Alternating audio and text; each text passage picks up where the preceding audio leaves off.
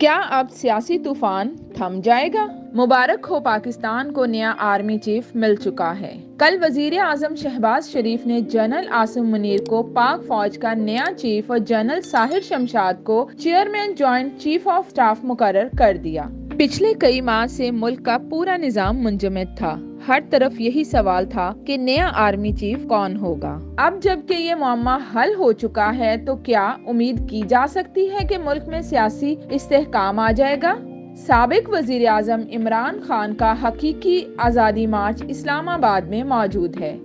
کل یعنی 26 نومبر کو انہوں نے وہاں ایک دھواں دار جلسے کا اعلان بھی کر رکھا ہے۔ عمران خان خود اس جلسے میں شامل ہوں گے یا نہیں یہ تو تصدیق موجود نہیں، لیکن آرمی چیف کی تعیناتی کے بعد اب مارچ کے غبارے سے ہوا نکلتی نظر آ رہی ہے۔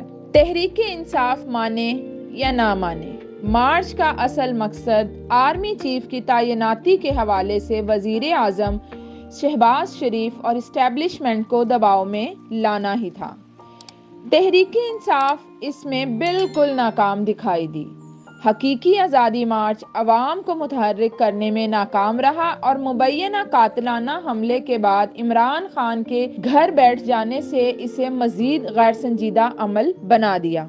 اب مارچ وہ بوجھ بن چکا ہے جس کا تحریک انصاف کو نہ چاہتے ہوئے بھی بوجھ اٹھانا پڑ رہا ہے۔ سوال یہ بھی ہے کہ 2023 میں الیکشن تک اب تحریک انصاف اور خاص طور پر عمران خان کی کیا اسٹریٹجی ہوگی؟ کیا وہ یوں ہی سڑکوں پر لوگوں کو موبلائز کرتے رہیں گے یا اسمبلی میں واپس جا کر تعمیری کام بھی کریں گے؟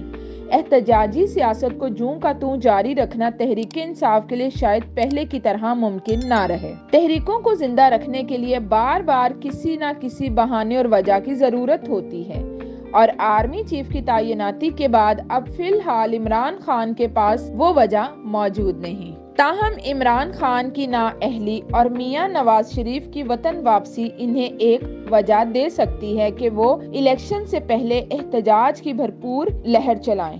حالات یہی بتا رہے ہیں کہ اب حکومت یکسوئی کے بعد انتظامی اور معاشی معاملات پر توجہ دے گی تاکہ اگلے الیکشن میں بہتر طریقے سے حصہ لے سکے۔